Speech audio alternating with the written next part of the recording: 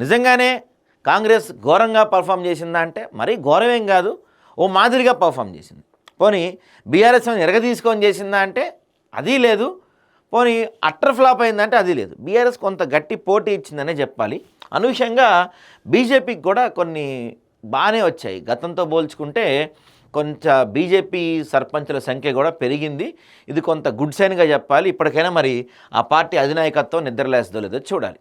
Right. ఇంకా మనకి ఇక్కడికి వస్తే మాత్రం బీఆర్ఎస్ కాంగ్రెస్ మధ్య ప్రధాన పోరు నడిచింది ఆబ్వియస్లీ.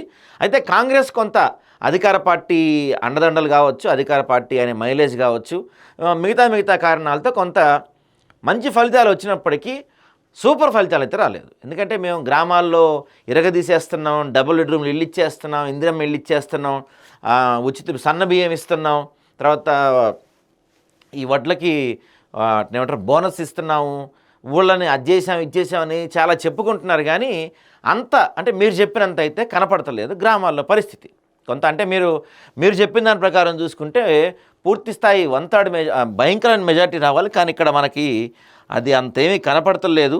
సో మొత్తం 3 దశలు కలిపి కాంగ్రెస్కు 7,010 పంచాయతీలు వస్తే వీళ్ళకి బీఆర్ఎస్ వాళ్ళకి 3,502, బీజేపీ వాళ్ళకి 688, ఇండిపెండెంట్లు 1,505 గెలిచారండి.